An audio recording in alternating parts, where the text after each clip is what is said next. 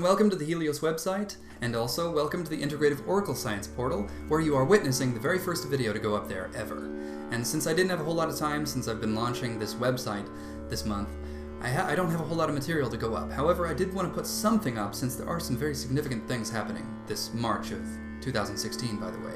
Namely, the two major eclipses, the solar and the lunar. So let's look at this from the perspective of both the tarot's vantage point and from the astrological vantage point. Central theme is the moon.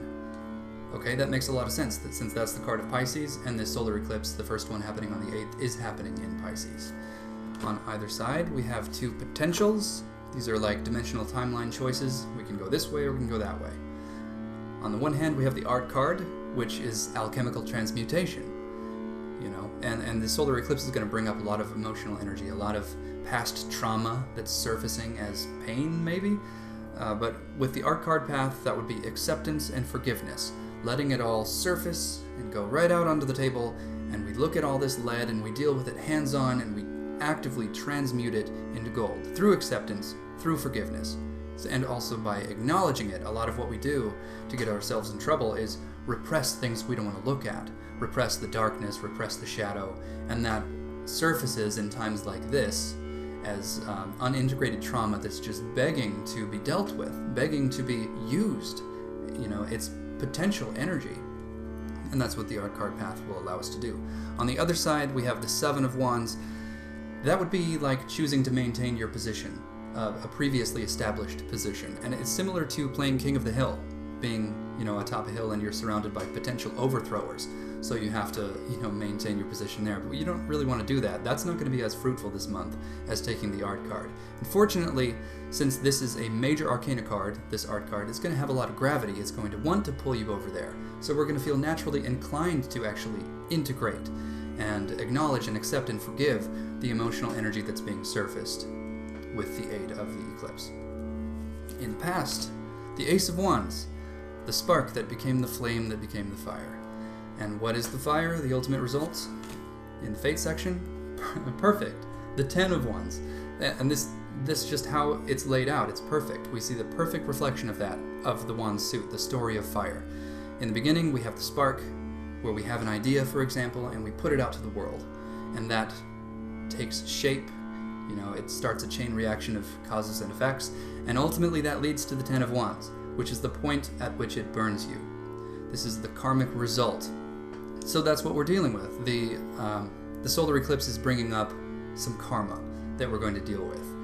And that's really what we're dealing with in a nutshell. So what you want to do is figure out how you want to deal with it. We can't avoid this. We can't avoid the fact that the Ten of Wands is in our fate section. We are going to get burnt a little, but how we deal with that is our choice.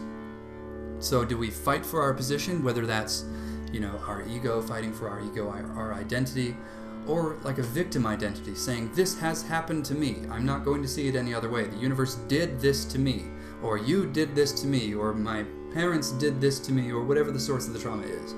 We can choose to fight for that position, standing on this hill, where we seem like we're above somebody, but we're not. Or we can actually allow it to come out of us and feel it, allow ourselves to feel it, to accept it, to forgive it, put it on the table, work with it hands-on, get dirty. Recognize that, you know, it can't actually threaten us. Yes, it's lead. Yes, it's dark. Yes, it has lots of shadows and toxins. But nothing real can be threatened. Nothing unreal exists. And therein lies the peace of God. And that is a saying that comes from A Course in Miracles, which is all about forgiveness and acceptance. Not just of people, not just of the self, but forgiveness of the illusion for being an illusion. Forgiveness of the hologram for not being real. Forgiveness of the universe for doing what it does, for being inherently chaotic, maybe.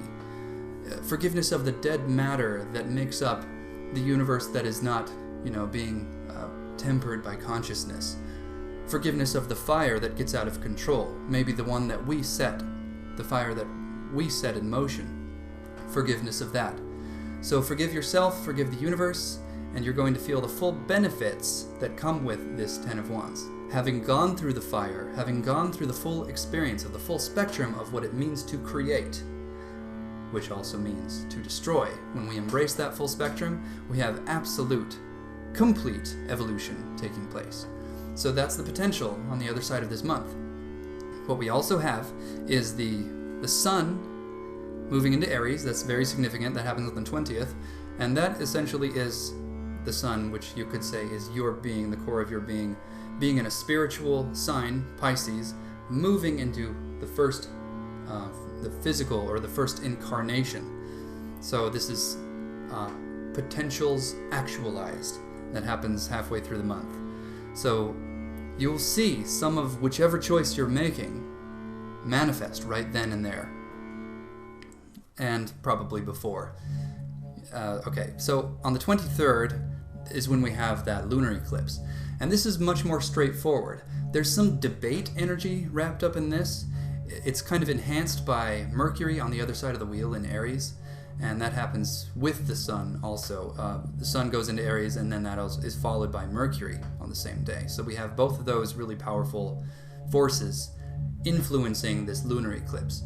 So there's a potential for debate, getting into arguments, maybe. The lunar eclipses tend to take something away. The solar eclipses introduce something new, or allow you to witness something coming to fruition, whereas the lunar eclipse is like being reduced down to the ground zero and a new beginning. So the lunar eclipse, I think, the best path to take is a continuation of what began in the earlier part of the month, which is a lot of this Pisces energy.